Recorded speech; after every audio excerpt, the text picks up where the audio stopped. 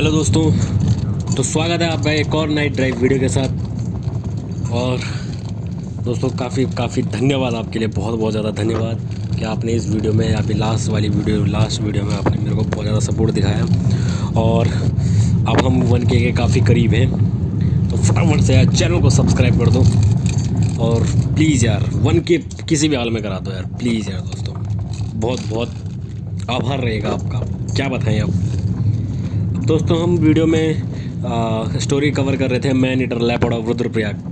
अब जिस स्टोरी में हम पहुंचे थे कि जिम कॉर्बेट जब उस पेड़ के छांव में उस पेड़ के पास बैठे हुए थे, तो उस वक्त उन्होंने जब उस मैन ईटर उस लेपर्ड को आते हुए सुना था और उसको कुछ खाते हुए और फिर उसे एक पानी के तालाब की तरफ जाते हुए देखा था। तो क्योंकि जिम कॉर्बेट ने जिस शिकार को उन्होंने उस लेपर्ड के जिस लेपर्ड ने जिसका शिकार किया था, उसके शिकार को एज अ बेट यूज़ करने के लिए उसके ऊपर साइनाइड जहर डाला था। अब जिम कॉर्बेट को लगा कि शायद लेपर्ड मर चुका है। अब जिम कॉर्बेट ने सिर्फ अंदाज़ा लगाया था, क्योंकि जिम कॉर्बेट को दिखाई दे तो नहीं रहा था, लेकिन जिम कॉर्बेट को सिर्फ केवल उसकी आहट सुनाई दे रही थी कि वो कुछ पानी पी रहा है तालाब के पास।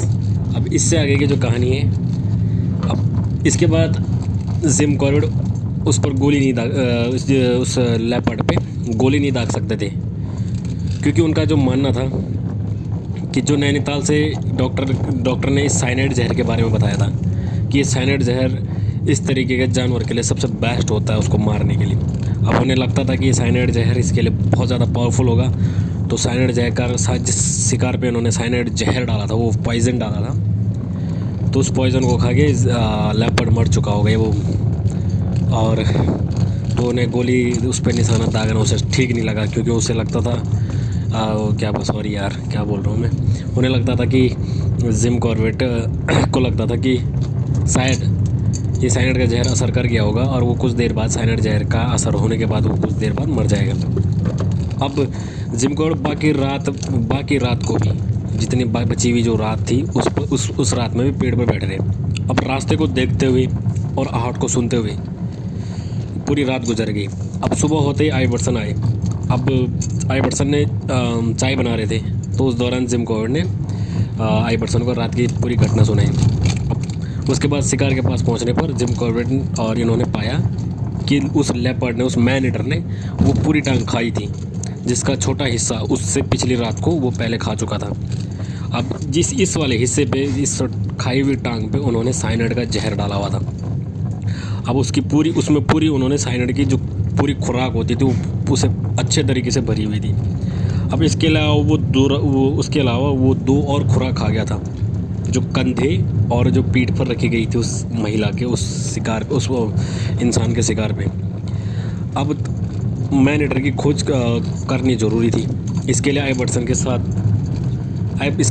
इसके साथ आइवर्सन और कुछ जो पटवारी थे उन्होंने कुछ लोगों को बुलाया और उनको भेजा कि कम से कम 100 से 150 लोग इधर आ जाएं। अब दोपहर को जो वहाँ का पटवारी था वो कम से कम 100 लोगों को एक साथ लेकर लौट आया जिम कॉर्बेट के पास। अब जिम कॉर्बेट ने कहा कि उन सबको कहा, एक लाइन वाइज उनको रखा। अब उस डायरेक्शन में गए वो जिस डायरेक्शन में जिम कॉर्बेट ने उसको जाते हुए उसकी आहट सुनी हुई थी। अब जब उस मैन ईटर ने अपनी प्यास बुझाई होगी या बुझाई थी, और जहाँ से जिम कॉर्बेट ने उसे जाते हुए सुना था, वहाँ पर एक बड़ी चट्टान थी। अब इस चट्टान की जड़ पर एक गुफा थी जो दूर पहाड़ी तक जाती थी, और जो वो गुफा थी वो काफ़ी चौड़ी थी। जो वो गुफा जो चौड़ी थी वो उस मैन ईटर के घुसने के लिए काफ़ी थी। अब गुफा के मुंह के पास मैन ईटर ने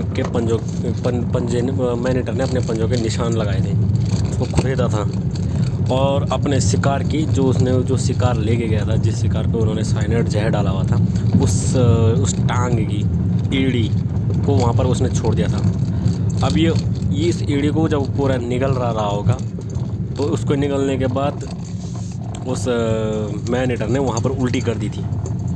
अब लोग पहाड़ी से फटाफट पत्थर लेके आ गए, जो वो 100 लोग थे। अब इन्होंने पत्थरों की एक दीवार बनाकर उस गुफा का मुंह, जो उसका मुआयना होता है, उसका मुंह वो बंद कर दिया।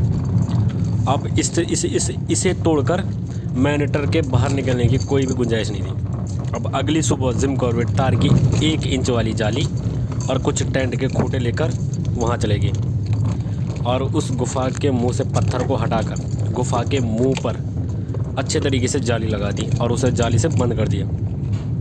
उसके बाद जिम कॉर्बेट हर सुबह और शाम गुफ़ा को देखने जाते थे।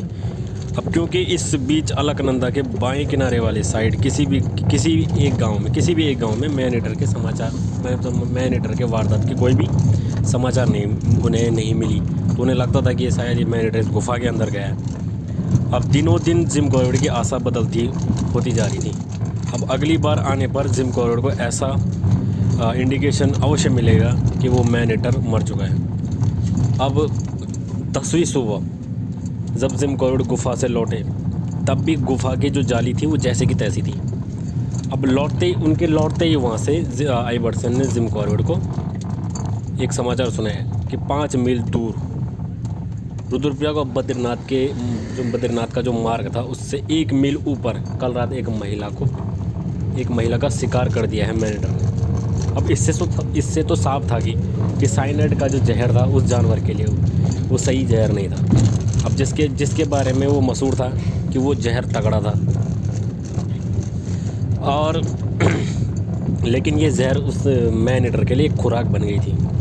अब इसके बाद इसमें कोई भी डाउट नहीं था कि मैनीटर ने साइनाइड जहर खाया था और इसमें भी कोई डाउट की कोई भी गुंजाइश नहीं थी कि वो गुफ़ा में गया था, क्योंकि गुफ़ा का जो मुंह था उस पर मैनीटर ने रगड़ खाई थी और उस रगड़ से उसके बाल वहाँ पर चिपके हुए थे उसके गुफ़ा के मुंह पर। अब जहर की एक बड़ी खुराक का भी असर न होने के कारण ये हो सकता था कि वो जहर उसके लिए काफ़ी नहीं था या फिर उसके लिए कारगर नहीं था और गुफ़ा से निकलने के पीछे ये बात हो सकती थी कि उस गुफ़ा का कोई दूसरा मुंह हो सकता था या उस गुफ़ा का दूसरा मुंह भी था जिस दूसरे रास्ते से वो मैनीटर वहाँ से निकल गया था। अब जिम कॉर्बेट का इस आदमखोर से चंद महीनों का ही वास्ता था या वास्ता रहा और जिम कॉर्बेट ही इस मैनीटर को इस तरीके से बच निकलने के लिए वो 1% भी अचंभित नहीं थे,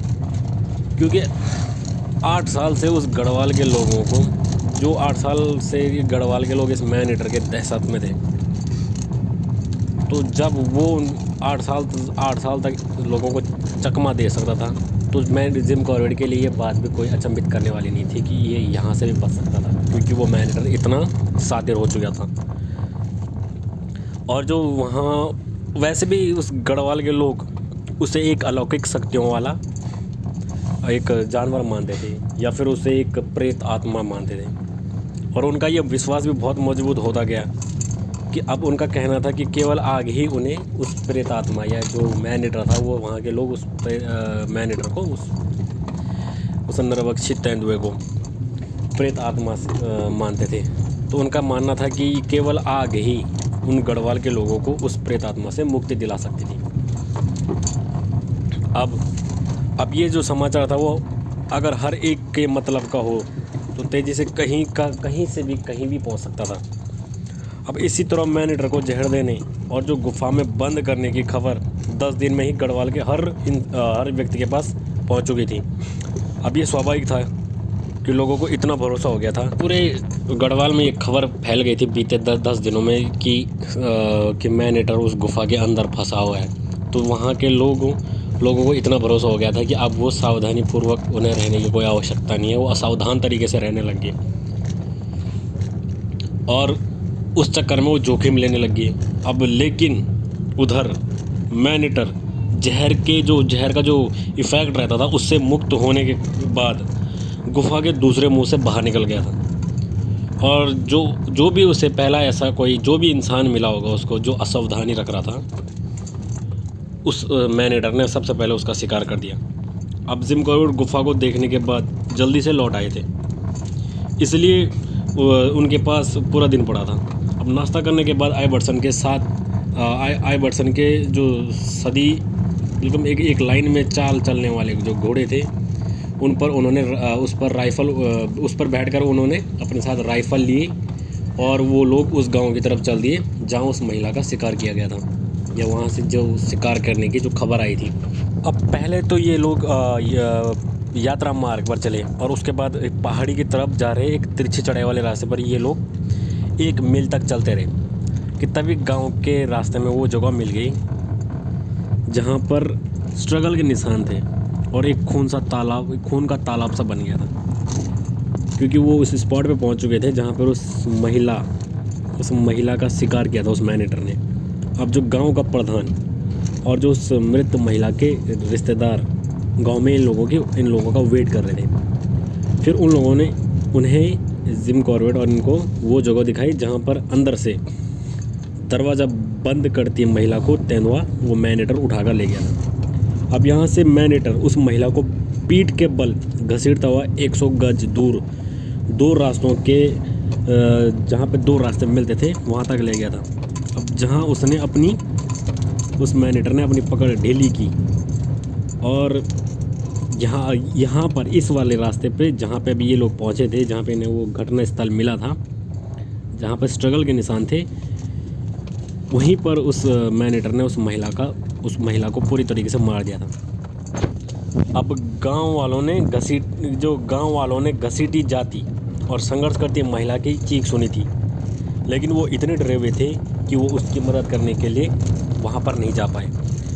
अब जब वो महिला मर गई थी और मैनेटर उसे 100 गज चौड़े बिहड़ के पार बंजर ज़मीन तक घसीटता लेकर चले गया और फिर 200 गज आगे ऊपर उठाकर उस महिला को ले गया। अब जहाँ से वो ले गया था वहाँ पर घसीटने के चिन्ह नहीं थे, लेकिन ब्लड के निशान थे, अब जिनका पीछा किया जा सकता था, जिम कॉर्बेट ऐसा कहना था। अब इन निशानों के पीछे चलते चलते ये लोग 4 फुट चौड़े और 20 फुट लंबे एक प्लेन मैदान पर पहुँचे। अब इस समतल सकरे मैदान से 8 फुट ऊंचा एक भीड़ा था, यानी कि दीवार थी जो पत्थरों से चीनी जाती थी। और गांव में भी आपने अक्सर देखा होगा, पहाड़ों में देखा होगा, तो एक सीढ़ी नुमा टाइप के खेत बने रहते हैं, तो और उनसे जो खेत की जो मेंढ रहती है उसके निचले स्तर पे पत्थरों से चिनाई की जाती है। और अब जिस भीड़े पर क्या कहते हैं, घिंगारू का एक पेड़ था और नीचे की तरफ गहरी ढलान थी और ढलान पर कुंजे की झाड़ी थी और जो घिंगारू के पेड़ पर चढ़कर गई थी वो जो झाड़ी थी। अब मृत महिला उस भीड़े या फिर उस दीवार और कुंजे की झाड़ी के बीच गठरी बनी थी और उसका जो सिर था वो भीड़े पर टिका था, यानी कि उस पत्थर की दीवार पर टिका हुआ था। अब सारे उस महिला के सारे कपड़े फटे थे और वो बिल्कुल न्यूड अवस्था पर उस कुंजे के फूल पर पड़े थे। अब ये 70 साल के आधे सफ़ेद बालों वाली महिला थी जो उस महिला का शिकार हुआ था। अब ये क्षेत्र जिम कॉर्बेट के लिए नया था, इसलिए जिम कॉर्बेट ने पहले इस इलाके का जायज़ा लेना सही समझा। अब जिम कॉर्बेट ने गांव से ही देख लिया था कि बिहार से शुरू होकर पहाड़ी 4 और 5000 फुट ऊंची जाती थी और ऊपर का 2000 फुट हिस्सा बांज और चीड़ का घना जंगल था उस पर। अब इसके नीचे आधा मील चौड़ाई में घास ही घास थी और घास के नीचे का क्षेत्र झाड़ियों से जो नीचे वाला जो क्षेत्र था वो झाड़ियों से भरा हुआ था और जंगल सा बना हुआ था। अब घास और झाड़ियों के जंगल से होते हुए जिम कॉर्बेट पहाड़ी की धार तक गए।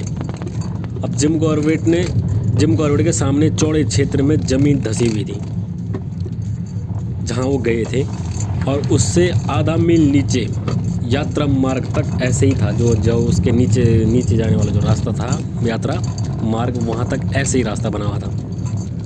अब ये उनका कहना था कि ये ज़मीन जो थी ये भूस्खलन के कारण कटी हुई थी।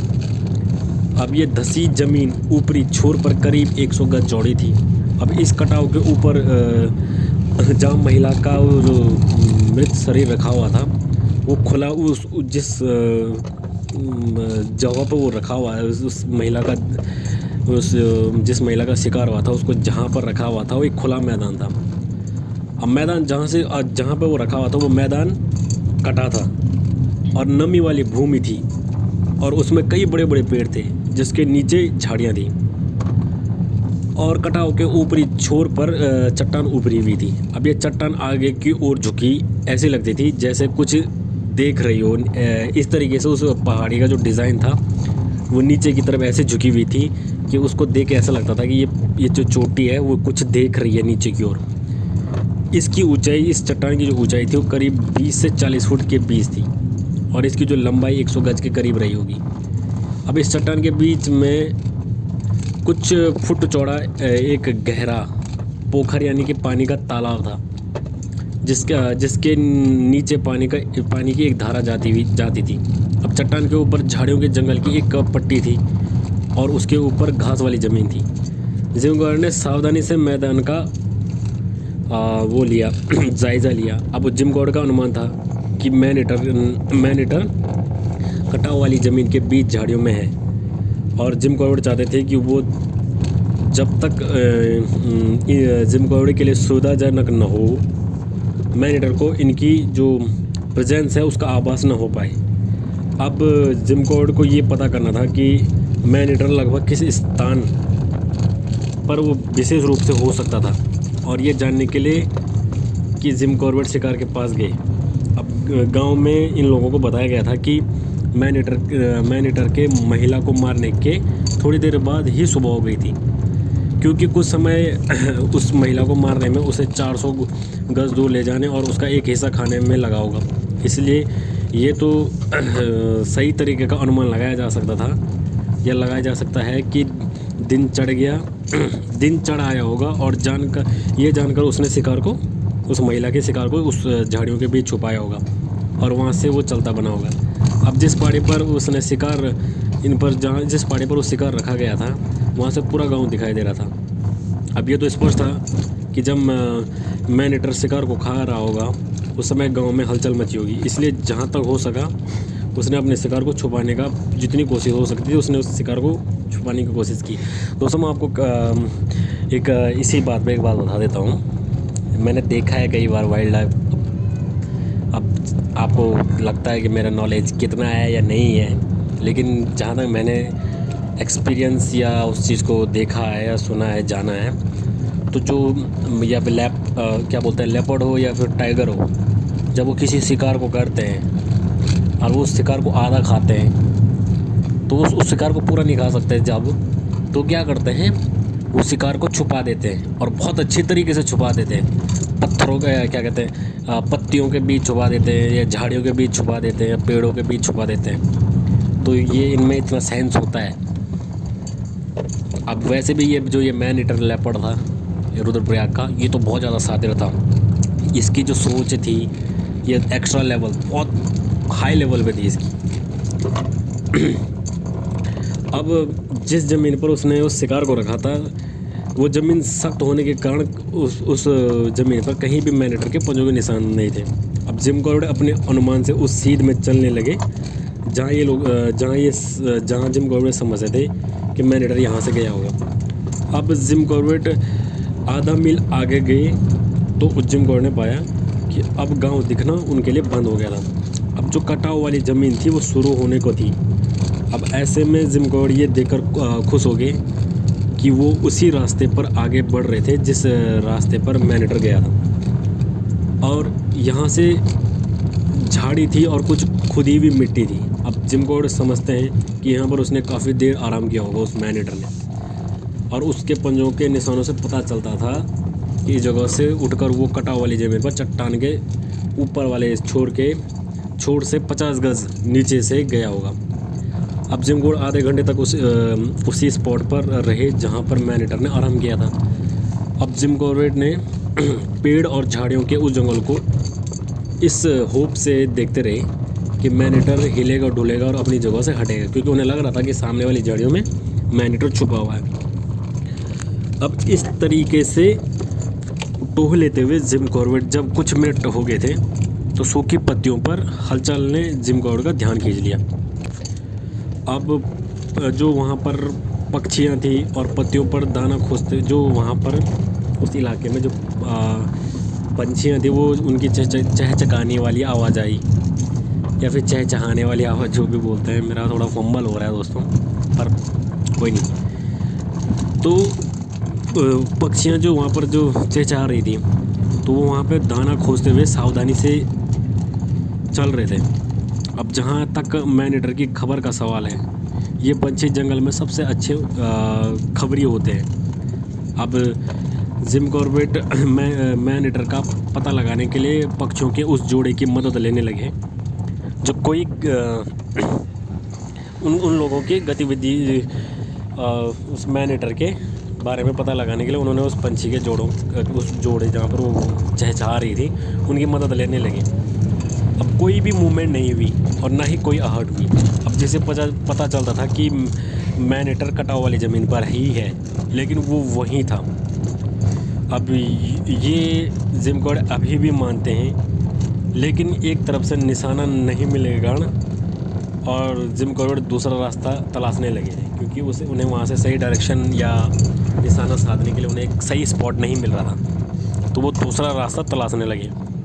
अब बिना खुले में आए मैनीटर के जाने के दो रास्ते थे।